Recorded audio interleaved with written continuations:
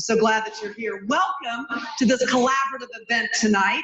On behalf of WellcomeMD, the Pollock Society at VCUarts, and Encorepreneur, I'd like to welcome you to tonight's discussion of how art and medicine are coming together. It's happening right now, and it's going to be changing our world over the next 100 years, and we're going to talk about that here tonight. Or in other words, what will being human look like in 100 years from now?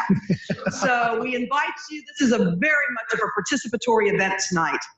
So I'm going to run through just a couple of things, and at the very back end of the evening, we will ask all of your questions and address those as well. So let's get started. WellcomeMD is a concierge medical practice working to reestablish the kind of personal relationship with your primary care physician that once prevailed across America while assessing new cutting-edge treatments. WellcomeMD does this through greater access to your doctor, also doing this through comprehensive, personalized, preventative, and proactive care. WellcomeMD CEO and founder, Linda Nash, is here, I believe, tonight. Steve is here tonight. There you are. I saw you walk in, darling. Our WellcomeMD team, would you please stand so that everyone can see you? It's a wave. I call it the wave. And this is so important because we're going to give you time at the end of this presentation tonight. So you've got the faces now, and you're like, I want to catch up with them.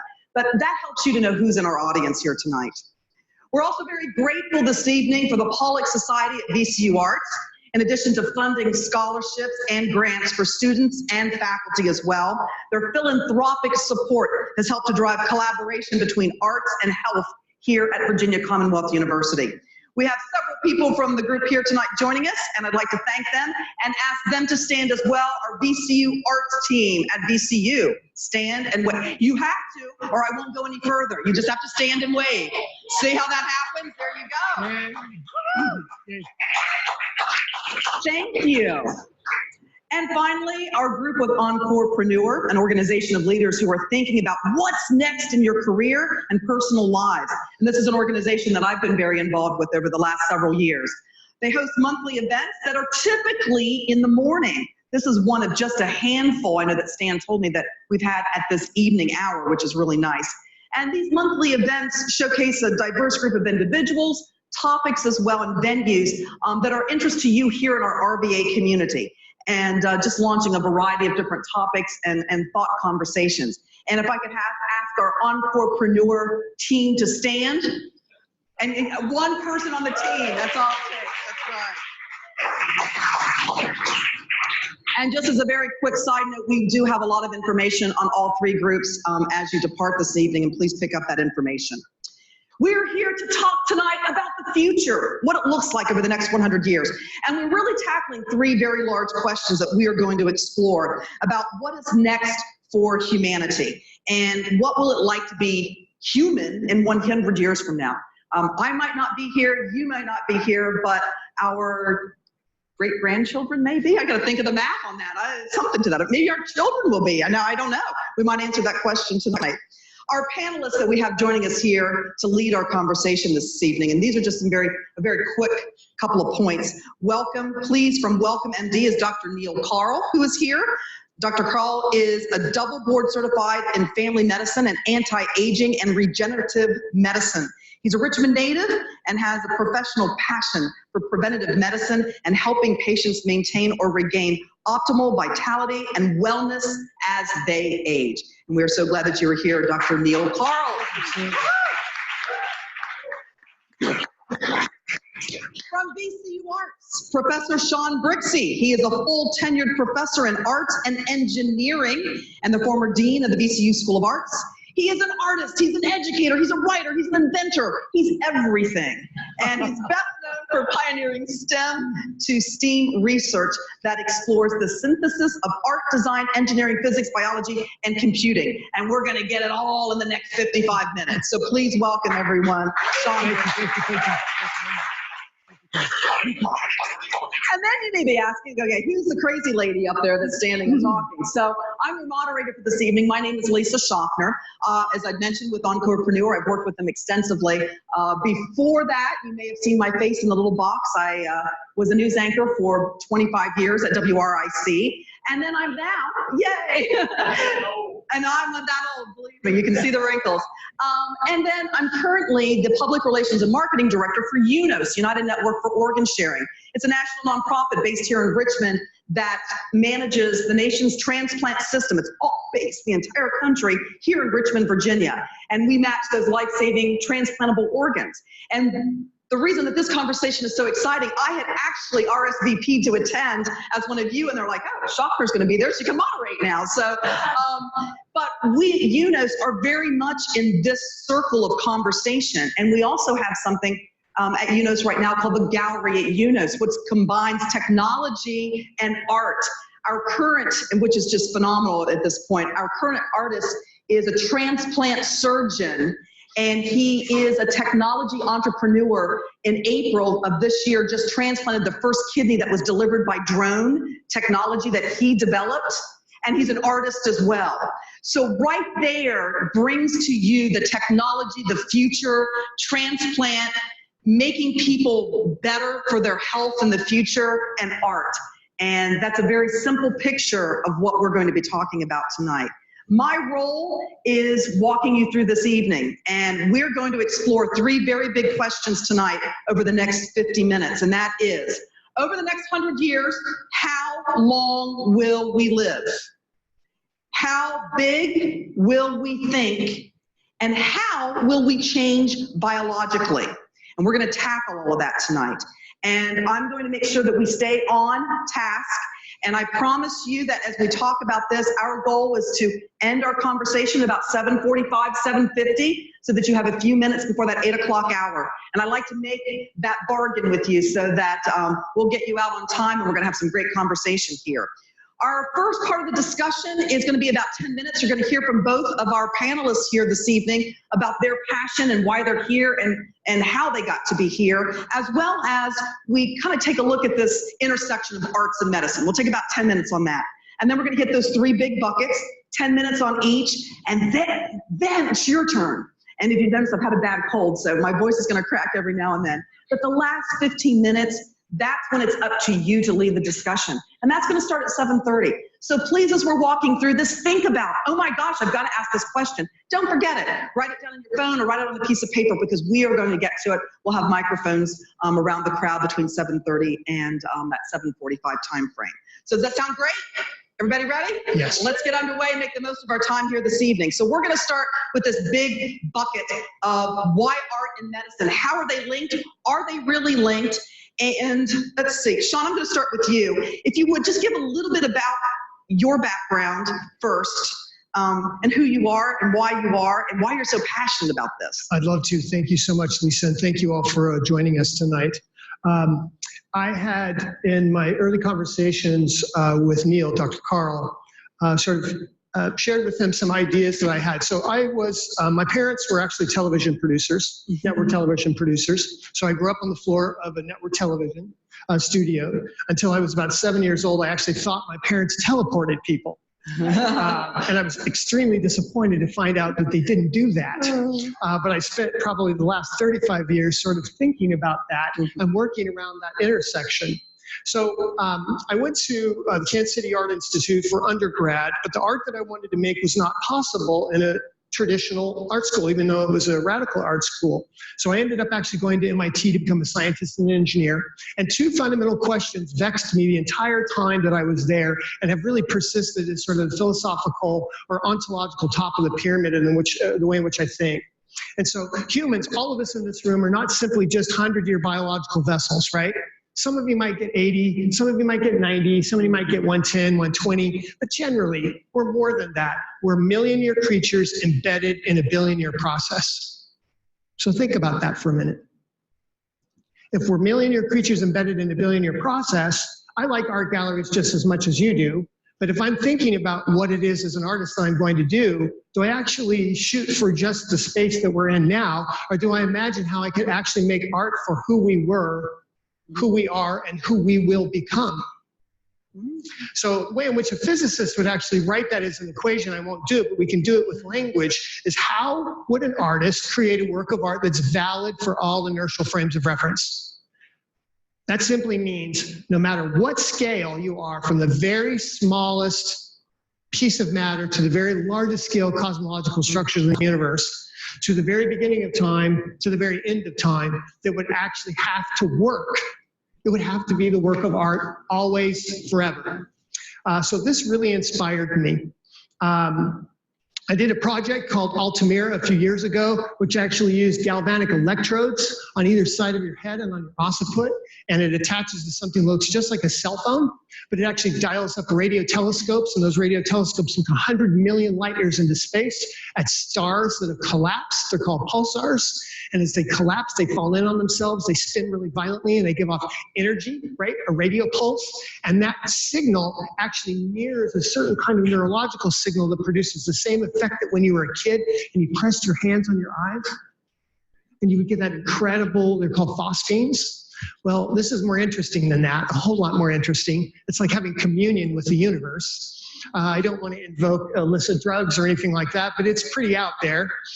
So you can start to see that making a work of art that is actually for who we were, who we are, and who we'll become, right? And that it actually tethers itself 100 million years easily, flexibly, and that our brains would automatically understand something from that far ago because actually we're ashes of dead stars. The last two things that I'll say really quick is I had read Churchill gave a commencement speech at Harvard in 1943, and one of the things that he said really stuck with me. He said, the empires of the future will be the empires of the mind. We were getting ready to, and in the middle of fighting wars over, space. But ultimately, he really means that the empires of the future will be the empires of the imagination. And that is the thing that we're sort of thinking about. A couple of things that I'll leave you with is, these will be the I had no idea kind of ideas, is that the School of the Arts here at VCU actually has 61% of the total high SAT scores of the entire Monroe campus. Stop and marinate in that just for a second. You'd like to imagine that it's something else, but it's actually the art school. Yeah, we have 12 Guggenheims, we have 3 MacArthur Fellows, we have more than 20 active research projects with the medical school. Actually, we've been flirting with science, engineering, and medicine for the last 600 years, right, since the Renaissance, so this is really not that new. But we're focusing the art school with heavily really on the notion of creativity, ambiguity, resilience, and complexity. And you have a whole new generation of artists, millennials and Gen Zs, who really want to feed the soul. They want to make it work the way that we have for millennia, but they want to serve society. They want to think about social justice. The last piece that I'll add to this is that just recently, the film director, Ridley Scott, Blade Runner, Gladiator, he gave $75 million to the Royal College of Art in London. And that's to actually turn the school from a Beaux-Arts art school to a STEAM school, which is to integrate it with engineering and with medicine. So this is a place that we've been on the threshold for a while, but we are penetrating deeply into it, and there's a significant commitment by many, many, many research universities. And so we just happen to luckily here in Richmond be on the forefront. So let's thank you for that. Neal, let's hear from you a little bit about your passion and how you got to be right on this stage tonight. I got to follow that. Wow, that was great, John. I've had the privilege to talk to you guys, I think, once or twice before. It's always great, and it's great to really be on the stage with Shawn tonight. I've gotten the chance to know him over the last month or two, and just he's brilliant and sincere and just wonderful, and so I'm really looking forward to this talk. As for you guys who don't know me, I was born and raised in Richmond, went to collegiate school, went to UNC Chapel Hill undergrad, and then MCV, I still call it MCV, Dr. Messler. Sorry guys, MCV VCU for medical school, and finished up there, and went into to family practice and practiced medicine for about 15 years. And I've told this story before, but I think it's worth telling again. I was really a little bit disappointed in what we were doing as doctors in medicine. We were taking care of people, and it seemed like we were doing a good job because we could write prescriptions one after another, and before you knew it, people's labs were better. Their sugars looked better, their thyroid looked better, their cholesterol looked better. Everything looked better on paper. But the truth of the matter is they didn't feel better. And so they would come back to me and say, Doc, yeah, you got me looking good on paper, but I don't feel great. And so I started thinking about that. And the truth of the matter is, once you're on 3 or 4 or 5 medications, they all start to cross-react. And, we're really putting people in a little bit of danger, and we call it polypharmacy. And I started thinking to myself, is there a better way to do medicine? Can we create a system where we can actually spend a little bit of time with patients, try to get to the root cause of their problems, dig a little bit deeper, use some of the science that we have out there, whether it's labs that look at cholesterol particles or labs that look at inflammation, which is one of the primary reasons that we have disease. And sure enough, those labs are out there, the science is out there, but the doctors didn't have time to really take advantage of it. So I went out on my own after practicing for, as I said, 15 or so years, and started a little practice. And at the same time, I went back and got board certified in something called anti-aging medicine, because I was curious of, is there a way, is there a way to not just live a long time, but to continue to have a quality of life as we age? Because does it really matter how long we live if we can't do the stuff we enjoy, whether it's playing tennis or taking a walk in the park or just being able to think, or we need to create a system where we can keep our immune system strong and our brain strong and our body strong. And they do that in some zones, and they're called the blue zones, which we're going to talk about a little bit later. And so I started this practice, got board certified in this anti-aging, which was a misnomer. Of course, we're all going to age, so we like the term optimal aging better. And somewhere in the middle of this process, my good friend Linda Nash called, and she said, I want to give a shout out to her right now, brilliant and thoughtful. And she came and said, listen, you're doing some good stuff, but you don't really know what the hell you're doing in business. Let's combine our forces and really create something neat. And we did that. And it's just been we just have this really neat, thriving practice. We probably add 25 to 30 new people each month.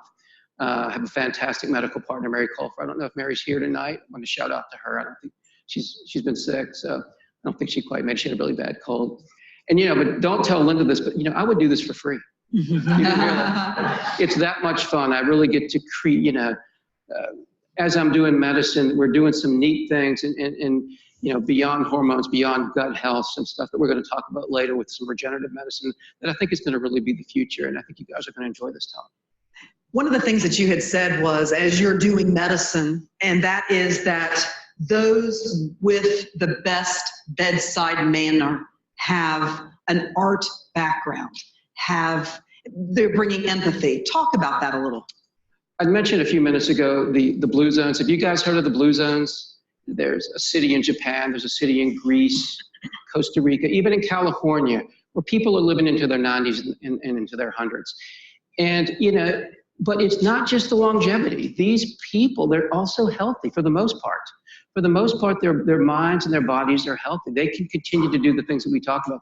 They have a quality of life. And for years and years, everybody thought, oh, it's the Mediterranean diet. And that was part of it. They eat well. They eat a plant-based diet. They get a lot of omega-3s. They eat a lot of fish. These things are healthy for your heart and your brain. But it goes way beyond that, if you really think about what these folks do. So beyond diet, they remain very active. Not like we do. They don't necessarily go into gyms. But, they ride their bikes. They work in the garden. They're active every single day, which is, fantastic. They sleep. They make sure they listen to their body. They'll sleep 7 to 8 hours, even if they have to take a nap for 30 minutes. That's what they do. But what really I thought was the neatest thing about when I was reading about the blue zones is they have great family and social support. And, when I think back on medical school, we learned so much scientific information. We learned so much medicine. We learned to treat sickness well, not prevention, by the way, but sickness well. But we don't learn how to actually get the story from the patient very well and to become the patient's advocate as well, as good as we should be. And part of it is because we don't have the time, and part of it is we don't have the training. But we need to have that. Otherwise, we can't truly be the patient's advocate. And I know Shawn's working on some neat stuff in regard to. Well, yeah, and let's go into this first bucket area. And Shawn, let's just take it over to you. And that is that whole idea. How long are we going to live? I'd love to hit to 100, I think. But then I don't know. Do I really want to? I was actually thinking that I'd let Neal handle this one. All right. Now, this will be a first. We're going to hand it back over. No, I'll tell a story. All right. And I'll set the table for him. And how many of you are familiar with the myth of Eos and Tithonus? Yes. Thank you. Any other hands? Any other scholars in here? So I thought this would be good for Neal. So Eos was the goddess of dawn, right? She was the daughter of Aphrodite. Okay. And Tithonus was actually a prince of Troy, very handsome guy. And of course, she fell in love with a human, not supposed to do that. But they had an incredible love affair. And somewhere along the way, I think she might have noticed a gray hair or two on Tithonus. And it dawned on her, I'm going to live forever. He's not. I'm going to have an incredible broken heart. This is going to end badly. So I'm going to go to Zeus, and I'm going to plead that he allows him to live forever. Of course, Zeus says, no way, not going to happen. We just don't do that anymore. We're kind of used to tinker with it, but we don't. So she just badgered and badgered and badgered. And finally, he said, okay, he can live forever. Go and be happy. So they're living in a blissful life. And she still keeps noticing like gray hairs. Stuff starts happening to his body and changing. So she goes to Zeus and she's very upset. And she says, you promised me that he would be able to live forever. And he said, absolutely, he will. He just won't have eternal youth. And so part of what we're talking about tonight, I have a 7-year-old son, and I'm approaching 60. And I think a lot about this. Do I want to live forever, or do I want to live well? If it was a slider, I'd probably say I want to live a little longer than maybe I was gifted, but I want to live really, really well. And I think that that's part of the tension, right? Between where we are, what we know we can do medically, genetically, and how big we can imagine who we'll be. Live forever, but not eternal youth. Neal? Yeah. So, for 5,000 or so years, medicine and was in disease, it was all about mysticism. People would get sick, and it was just, nobody had any clue why it happened. It just happened, and they made up all sorts of reasons, none of them which were right. In the mid-18th century, this guy, Louis Pasteur from France, came up with something called germ theory, and it actually proved to be right.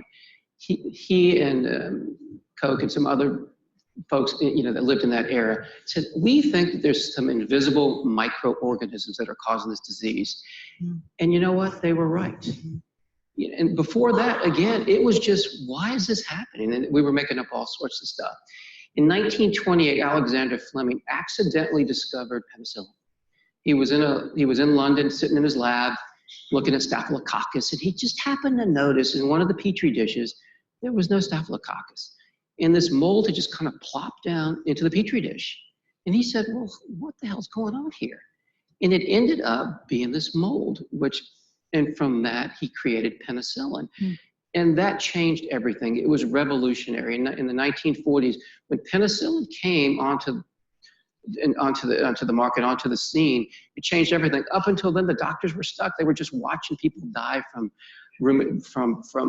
tuberculosis and from pneumonia. People would get cut, and they would just die from that. We had nothing.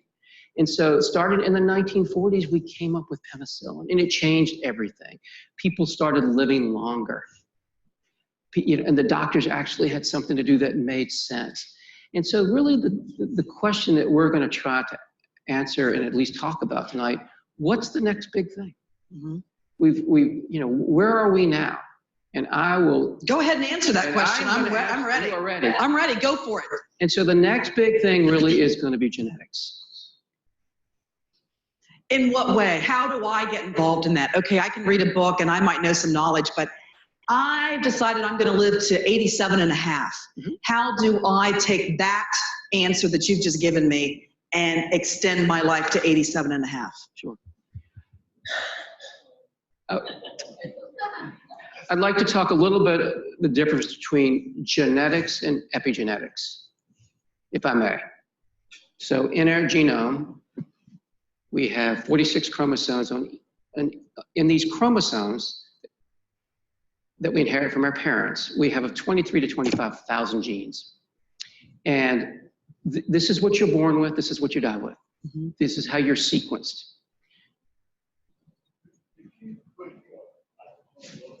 Can you? This is, There you go. It's right there. is it right there? Is that better? Okay. And they help each other put microphones on as well. This is a great duo. Thank you, Shawn. My pleasure. I didn't go into surgery.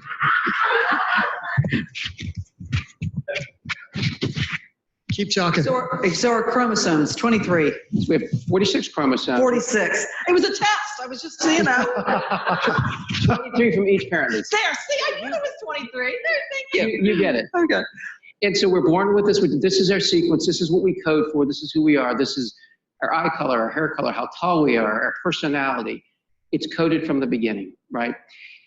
Epigenetics is, as we live in certain environments, can that gene that we have be tagged with certain chemicals, a methyl group, any type of group that can help the gene, to help regulate the gene so it gets expressed in a certain way without changing the sequencing. Why is this important? Why do we care about this? We care about this because, you know, it gives, we don't have to be our parents just because we have the sequencing.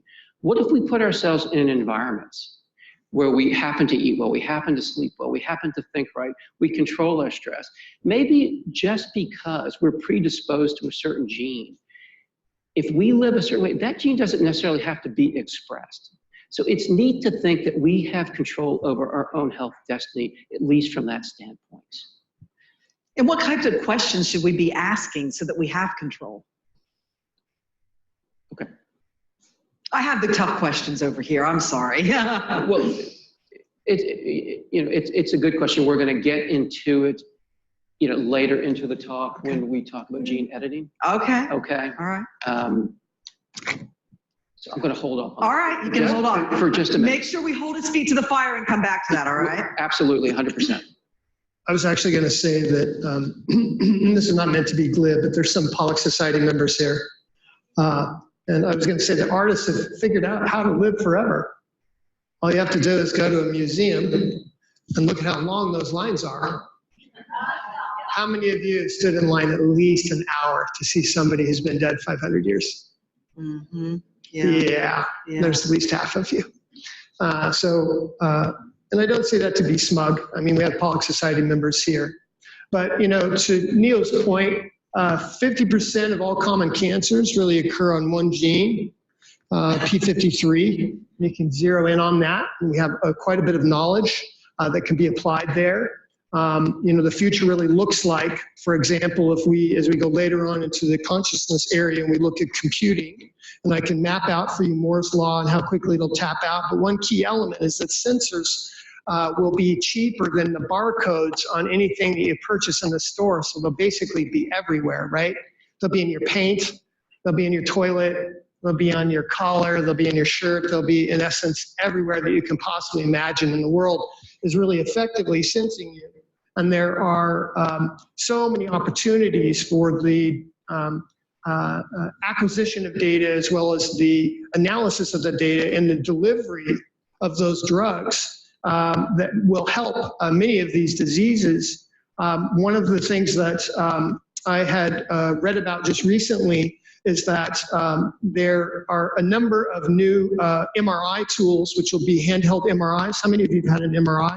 You have to go in a huge tube, right? It's 7 Tesla, it's a giant fixed field. Well, they're using irregular fields, which means that you can have tiny handheld devices that you can simply have at home.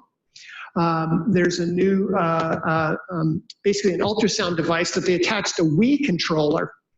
to it that allows for a doctor or a patient to have a very high resolution three-dimensional image on the fly. It's not as good. It's not the same resolution. But many of the adaptive aspects of this are coming from this collision of different forms of practices that are hybridizing among one another and really capitalizing on this flirtation since the Renaissance. We're lucky to have Dr. John Nestler here tonight. He's in the third row, blue seat right in front of me. He's my partner in many ways for the research that's being done, and also helps lead an incredible group across VCU, but especially VCUarts, Simi Ryu, John Henry Blatter, Jill Ware, Aaron Anderson, Sterling Hundley. And one of the things that will also really impact what Dr. Carl is talking about is something as simple as empathy. John is doing a project where they're taking two cohorts of young physicians and training one half of them in improvisation and the other half not. And we find simple things like the doctors who have not been trained interrupt their patients every 6 seconds. Or the doctors who have been trained, right, actually they have better patient outcomes. There are cost reductions. And I keep pressing among my colleagues that I would like to do telomere research, which is on the end of the chromosomes, right? To actually see if the relationship between the doctor and the patient actually confer a health benefit to the doctor as well. And so while we have really strong evidence among a number of the things that we're talking about, the kind of research that needs to be done, and I'll talk just a little bit more later about the specific projects that they're working on, but these are the kinds of things that are extremely exciting for me. The last thing that I would like to, just to leave you with to imagine is, as maybe Neal talks a little bit more. How many of you are familiar with the headline in 2011 that the folded gamers solved the riddle of the HIV enzyme within 3 weeks?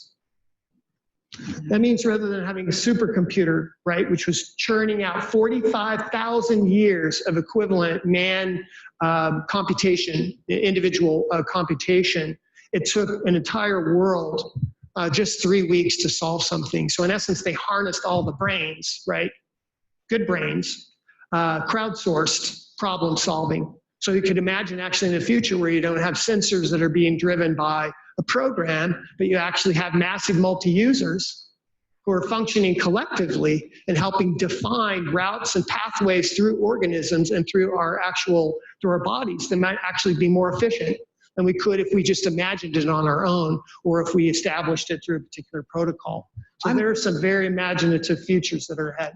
And I'm going to jump in here so we can go into our second topic, bucket area, if you would, and that's how big do we think? How big are we going to think going through this next 100 years?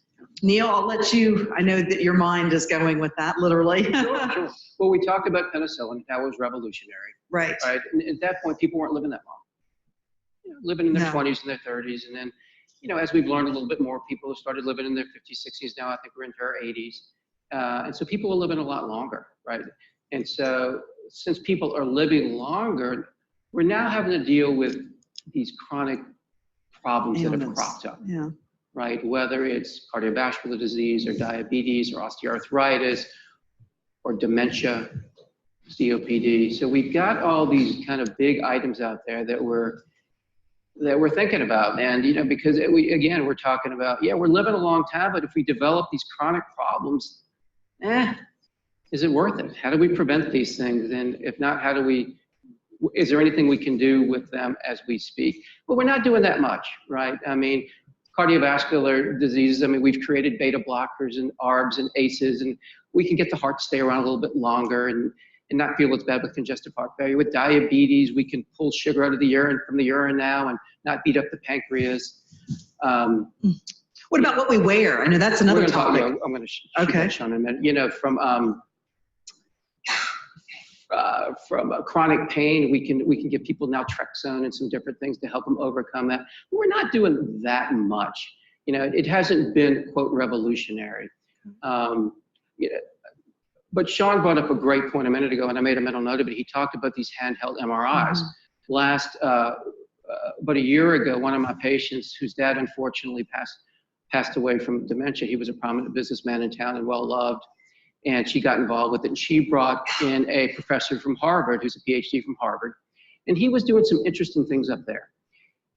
He was creating in thousands of Petri dishes an Alzheimer's brain. Whatever creates an Alzheimer's brain, where you create amyloid plaque, tau protein, and then somehow he was mixing in the ability to inflame the brain. And it was neat on two levels. Number one, he wasn't having to use mice, so it wasn't hurting anything, and it was a lot cheaper. And number two, it was much quicker. He was getting results pretty quick. You know what he found so far? Two things have helped for Alzheimer's. One is an old medicine called colchicine, which we use in gout. The other is something called oolong tea. God only knows why that works, right? So he created a supplement for it. I don't think it works very well. That's not the point. The point is this. The point is this. We have drugs for Alzheimer's already, but we give them too late. Once the brain gets inflamed, then we're 10 years too late. But what if we could use a handheld MRI, look at the amyloid plaque burden when you're 50? If you have risk, if you have family history, if you have some genetics, what if we could do it early, then give you the A receptor, the Namenda? That's when the drugs work. But we give it 10 or 15 years too late, so we've missed the boat. So it's so neat to think from art and engineering that we can bring that into medicine and vice versa. I just think it's a neat point to make. The other point I'd like to make is we're stuck a little bit with where we are. And so what I've been looking at for the last couple of years is something called regenerative medicine, which is really mostly stem cell. It has something to do with some peptide therapy too, but it really has to do with stem cell, which I think is going to change medicine. Is the audience familiar with stem cell? Yeah. Everybody is, or should I talk about it a little bit and define it? Okay. So when we are born, our very first cell as a zygote, it's raw material. You know, it can specialize into anything given the right signal, right? It makes these daughter cells. Some of the daughter cells just continue to replicate, but some of these other cells specialize into heart, or into brain, or into muscle, or into your eye. They specialize. What if we had that secret? What if we could take this pluripotent cell, the cell that hasn't become anything yet, and give it that signal, like our body does, and say, I want you to turn into myelin sheath, where we can give that to somebody who's has ALS, or or somebody who's been paralyzed, and we can create nerve cells. I want to turn you into a heart cell, where I can create new heart muscle, so you're not always short of breath. I want to create a new pancreas, because you don't make insulin anymore. Right. And so without making insulin, you're having to give insulin. It's a terrible life. It's a very difficult life. It leads to heart disease and eye disease, kidney disease, and so on and so forth. We're not that far away from doing this regenerative medicine. And I really think it's the next step. It's going to be the next step in the next decade or two. Not some of the genetics we're going to end with, but at least in the next couple decades, I think that's where we're heading. And I know Shawn would like to talk a little bit about what he's doing on his front. We're in bucket 2. Yeah, How sure. big are we thinking? And I'm just about ready to call it in 2 minutes. So 2 minutes. Okay. You got 2 minutes. A quote from the philosopher Thomas Nagel. He says, the human will to believe is inexhaustible. If you all remember Phineas Gage, right? 1850s, got a rod, exploded through his head, came out on the other side. He survived. But it challenged that whole sort of life force that drives the body, and it really dedicated it to the brain. And one of the things that Neal and I have talked a lot about is artificial intelligence, augmented reality, mixed reality, virtual reality, robotics. I thought I'd give you just a couple of really quick points to give you an idea that it's good news and bad news. Moore's law means that we double the speed and reduce the size of basically an integrated circuit every 2 years, right? Smaller, smaller, smaller, faster, faster, faster, whoa, like that. So we now have a computer called Summit, which is the largest in the world. It's in the US. It does 200 quadrillion calculations per second. That would be equivalent to 7 0.6 million people with a pen in their hand doing 26 million calculations per second on the planet.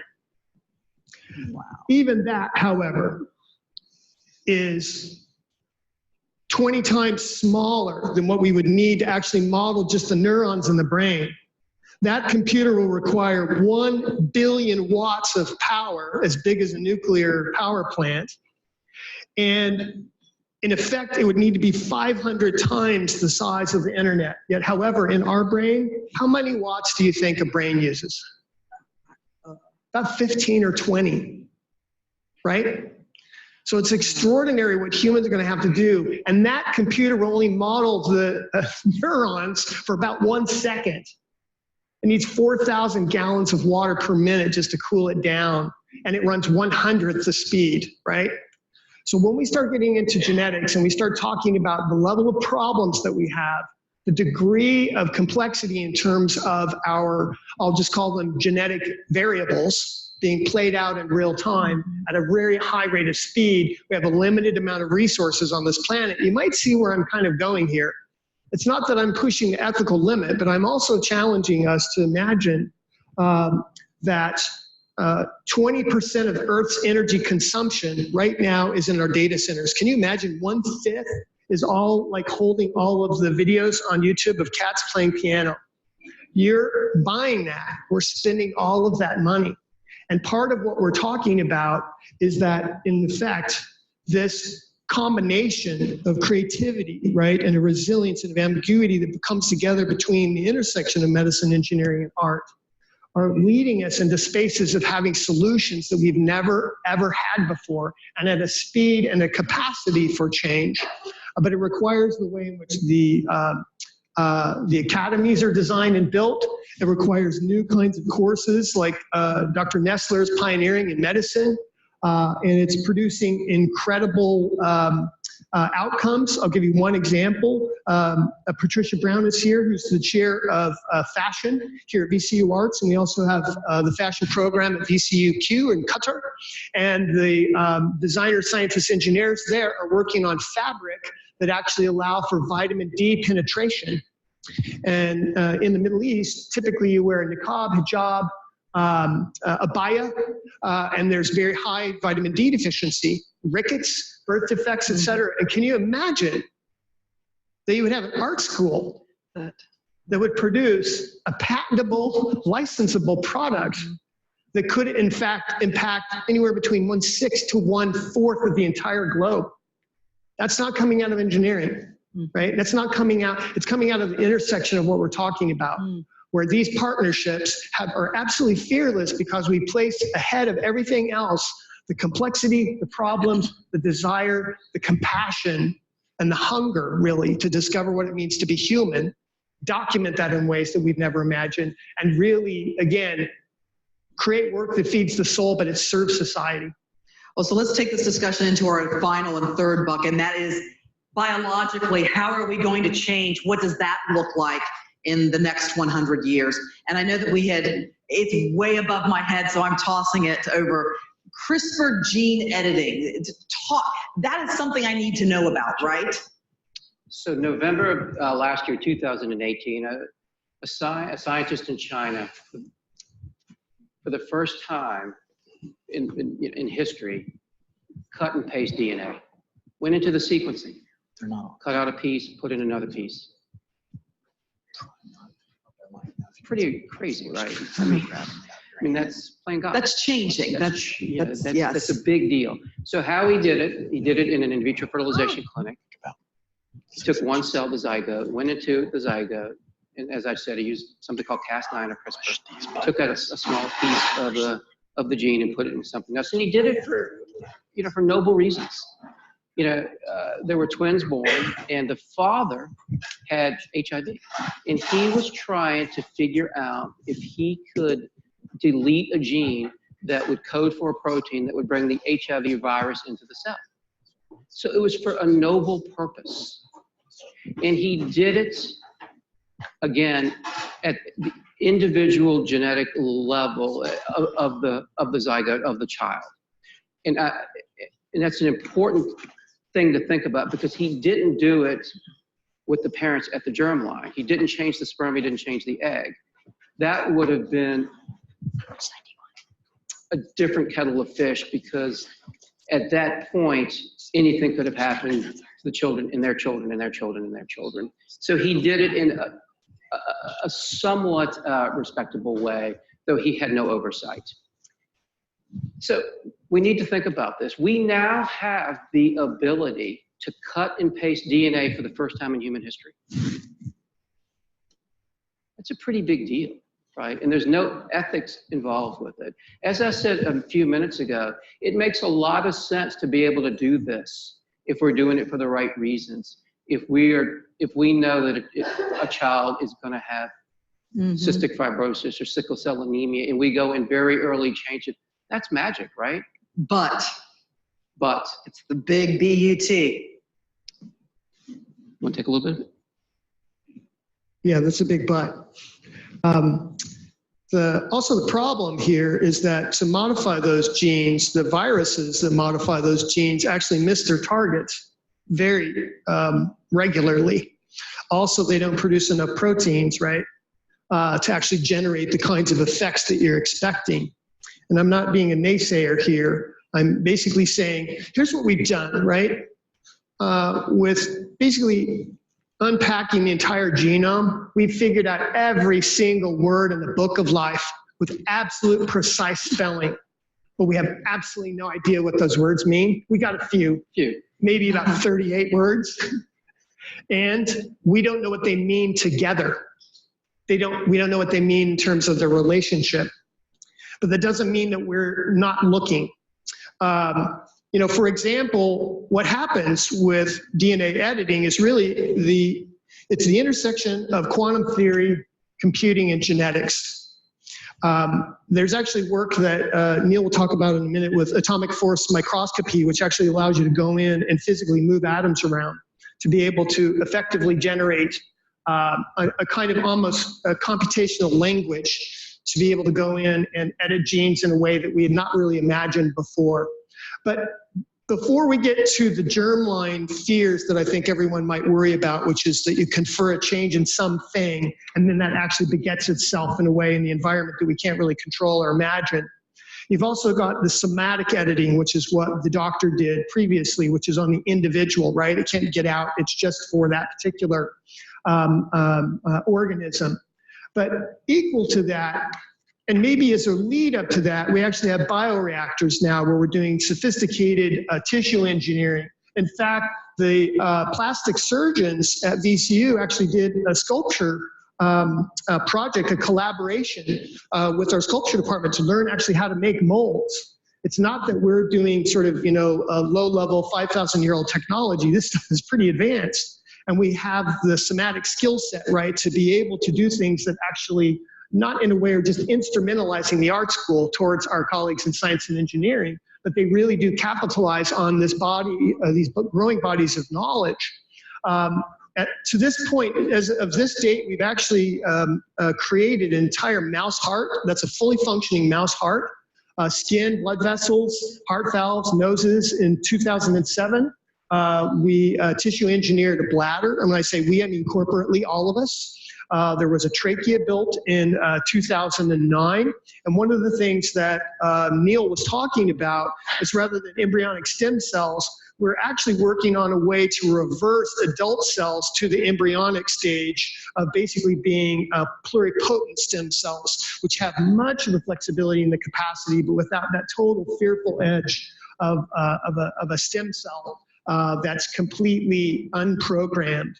But if you think about it in terms of bioinformatics and how we go about understanding how all of this stuff works, to do a fly brain, right, just a single fly brain, to do a sliver at 150 atoms at a time to get a total picture of it, right? This is just a piece of a tiny, tiny organism. A single picture is 1 billion pixels, and it produces it per second. And to do a fly brain would actually produce enough data to analyze over 5 years. And that's not the expression of those genes. That's just basically a tiny piece or part of it. And so we're looking, again, at this intersection between art, medicine, and engineering, how we can attack these problems. in radical ways that we had not imagined potentially in the future to solve some of these issues that we have, which is both the computing level. We're going to run out, Moore's Law, we're going to run out of silicon. Electrons actually, when you get down that small, most of us think of a computer as having an electron like a BB. It goes into a gate, it's hold, and then it's released, and we're doing billions of these calculations per second. You get down to where the gates are only 4 or 5 atoms across, and quantum theory kicks in, and an electron is actually not there. Its probability wave means that it's kind of a lot of places. So we do really good at a macroscopic level, at our level, but at a certain point, we're going to run out, and we're going to have to start thinking very differently. But the brain has figured out how to do much of this computation for 15 watts. So part of the conversation has, to do with me kind of pointing out, here where the limitations are, here's how you imagine you might model a brain, here's what it would take, here's how long it would take. And then I'm 60 and I'm aging as I'm talking. And my 6-year-old said to me a couple of weeks ago, it's going to be fall equinox. And I said, are you excited? And he said, no. And I said, why? And he goes, because it just means I'm getting older and you're getting older, and I want you to be here forever. I want all of us to start thinking what questions you have. We have microphones here, and we're going to come up to you as we lead off to that. Well, then there's questions here. And I just very quickly, I kind of want to hit this whole point as we're talking biologically, and I'm changing my cells, and we're getting better, I guess. How does that affect me emotionally and my values, my thought process? Does that change? I guess that's getting into the whole ethics discussion, right? Yeah. Absolutely. Do you want to go that kind of 30 seconds? Can you just tackle it in 30 seconds? But we'll try. It's a question. Sure. From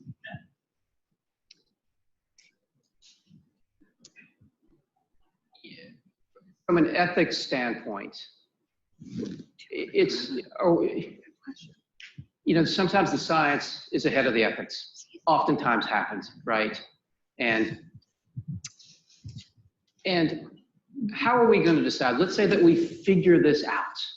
We figure out besides knowing where the genes on the chromosomes, we actually figure out what they mean, what they express for, and we create, a binary system where we'll talk about that later, but forget that for a minute. Let's say that we figured this darn thing out, and we figure out what the smart gene is. We figure out what the good-looking gene is. We figure these genes out. Well, who wants them? I want to look good. I want them. Well, who's going to get them first? I want them. So you want them. You want them. And so, the science is there. It is going to happen. The ethical question is, are we going to create a different class of human? And then if we do, who can compete? Mm-hmm. So it's something to think about. I mean, this has been talked about before, and it's a scary thing. But the genetic world is just humming along, guys. And I'm going to add into that conversation personally in the world where I am at the organ transplant. We have a limited number of life-saving organs. And as you know, matching those organs, we have to create a policy. It had to go through one organization that there's no payment for an organ, but all of these things you're talking about is happening in real time with the technology and the restorative health processes that we have currently. And then that big picture, where does it go beyond? And that's part of huge. It. And if we go that way and this form of human survives, mm-hmm. and there is no more mutations, what if there's a virus? Oh. And we can't. I feel like I'm watching a movie right now. So if most of you know about the Irish potato famine, right? It's simply because they had a monoculture and it was highly susceptible. And nature has conferred upon us over billions of years, right? It's going back to my first gambit, that we're million-year creatures in a billion-year process. Some, very sophisticated mechanisms, albeit if we stop short of, cloning and full-on genetic engineering, if we're in a tissue lab and we're making organs for donation, if we use complex computation, quantum theory, and generative and affective design, what's to stop us from actually making an organ that's slightly better than the one that we were born with? Good point. And we as a society needs to be asking those questions and to have conversations like this so you're aware. Where is that next step? Our questions from our audience begin now. And would you mind standing just so everyone can see where it's coming from? This isn't fair. It's a simple question. Simple. So, Shawn, Neal, great discussion. I really loved it. I want to bring us back to the beginning. Listen, yes, we'll get the applause in now. Right. Thank you. I want to bring us back to the beginning, where we had two variables: live longer, live better. Mm-hmm. Okay? And it seems to me that in terms of technology will enable us to live longer, and technology will enable us to be more fit. But it doesn't do anything for spiritual well-being. And in fact, it may actually be adverse by making us more robotic, and decreasing our humanity. Art, on the other hand, definitely addresses our spiritual well-being, and by doing so can decrease anxiety, stress, which then will decrease inflammation, affect our metabolism and hormones, and may actually increase our longevity.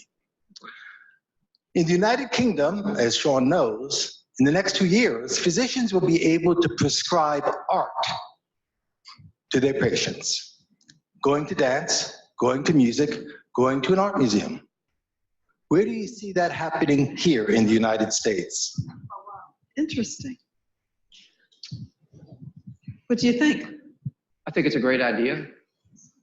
Again, it was one of the reasons I wanted to bring up the blue zone regions in the earth, because I do believe, again, beyond activity, beyond Mediterranean diet, I believe it's the spiritual support.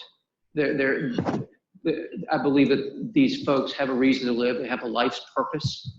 So I think it's incredibly important.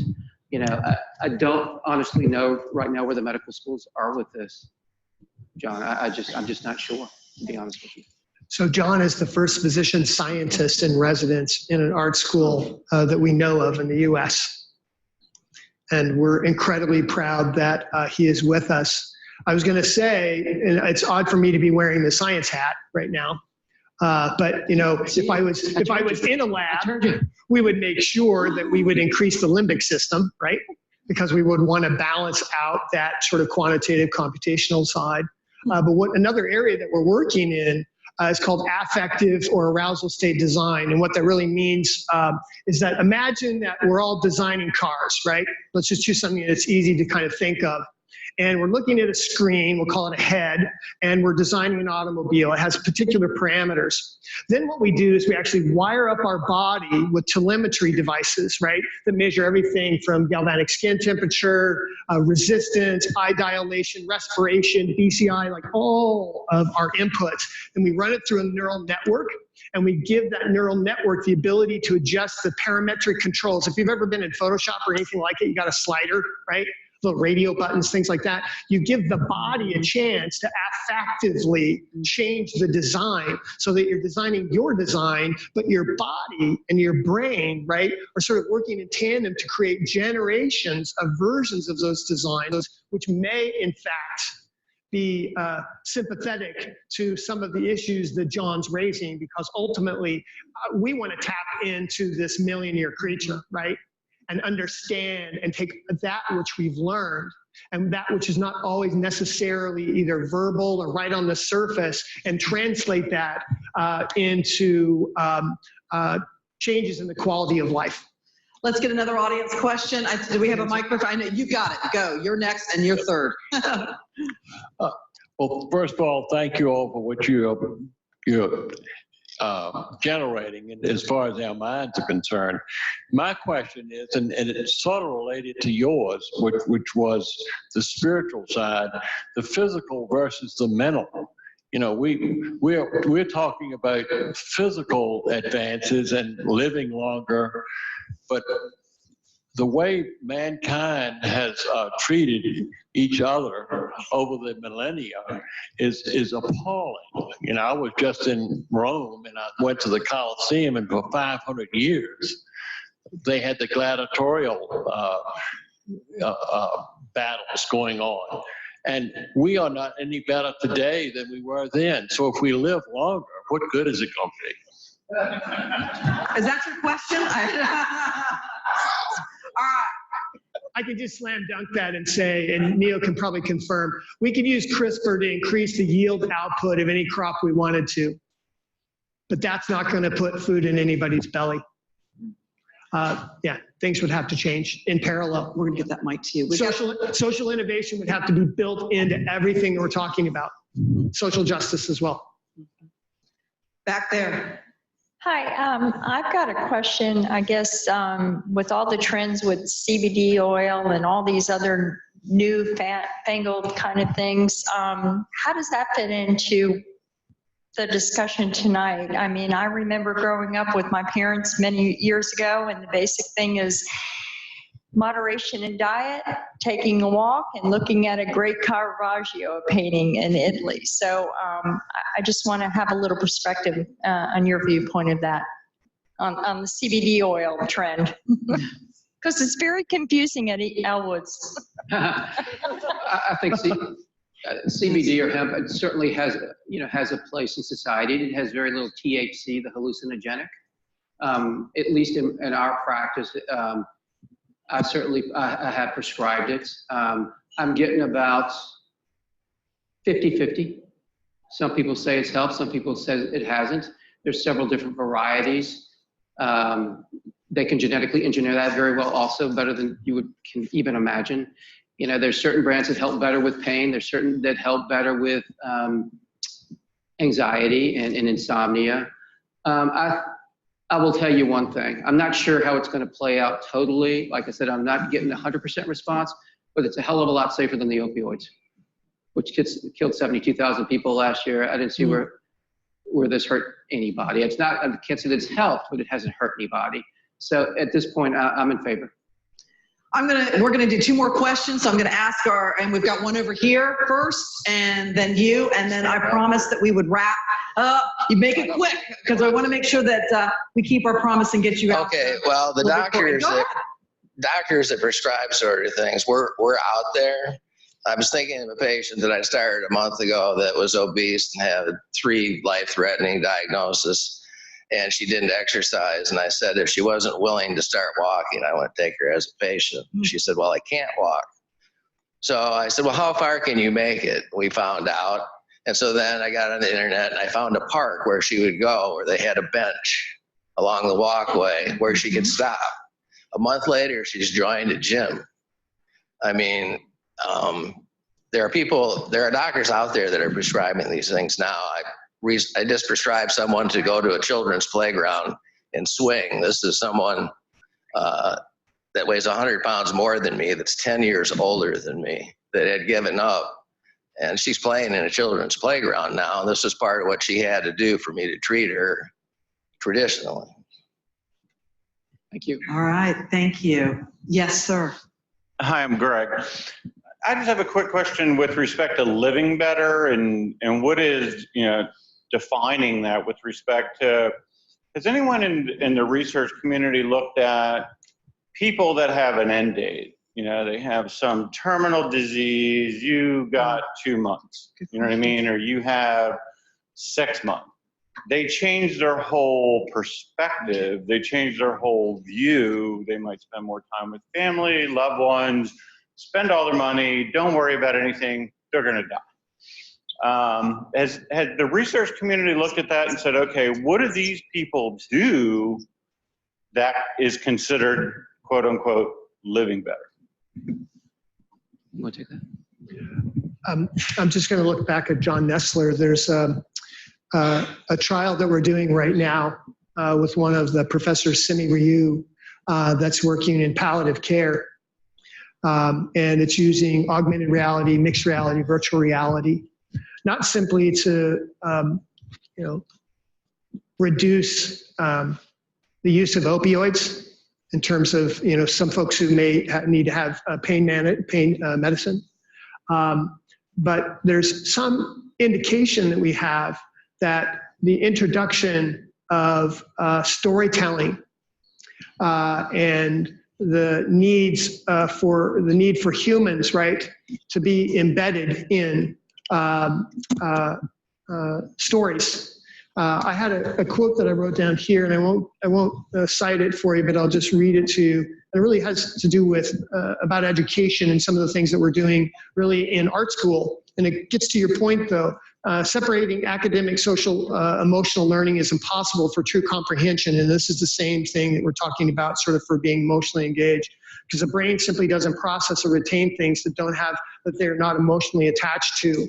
And what we're finding in this process, and we're just at the very, very beginning, that it's decreasing the pain at the palliative level. It's increasing the quality of life in terms of their ability to ratchet down the pain, be off of opioids enough to be conscious enough, right, to then have the kinds of meaningful attachments and relationships that they want to be present in, right, at that very end. And I'm sure Neal can confirm for you that probably the largest percentage of costs in our healthcare environment is chronic illness and typically end of life. Those are, the big teeter-totter pieces that are on there. And so I think everyone's very, very aware, and we were delighted to find that at least in some of the initial evidence that these places of storytelling, right, are so rich and so profound and so intrinsically human that they actually do confer, not so much I want to be there and not with my kids, but they actually reduce the amount of opioid, right, the effects from different kinds of pain medications, and allow you really to have the kind of agency I think that many people want to have at the end of life. Our final question of the evening, and then that will allow just a couple of minutes for all of you to come up and have a personal conversation, perhaps. Thank you very much. I really appreciate you coming out, and I've learned so much. I think the ethical question keeps coming up. The fact that we can do so much, does that mean that we do it? And if we do live in we're moving from a sort of, we're moving into a naturalistic worldview where life is just life. So are there any breaks to what we can do? Just because we can do it, do we proceed? And if you come from a moral background where life is life and sort of like those issues are there, how do we move forward holding on to a somewhat theistic, theological worldview? You got the tough answer for the night. Well, it's a great question. It's a tough. We have to create ethical committees. We just have to create that. If we, it's probably a little easier in the States than it would be in China, or some other countries where there aren't any regulations. And that's for some of this. Who knows? A lot of this could happen there. But as Shawn was kind of alluding to earlier, it's kind of neat in medicine now and in science now. We're no longer in silos. We all do communicate with each other pretty well, except some of the hospitals won't talk to each other. But anyway, that's another story. That's another story. So I don't have a terrific answer for you. But I think, I think this genetics is, as I said, it's the next big thing, right? Much more powerful than the antibiotics, which changed everything. This is going to change everything at even a different level. And we've got to wrap our brains around it. And that's why we wanted to bring it to you guys tonight, so you guys could be thinking about this, because, we don't have the answers. And we collectively have the answer. And no one is drunk, at least that I'm working with, drunk and giddy over the potential of what's possible. Everyone really, I think, bears a certain sense of gravity around the ease now with which many of these things can simply be done.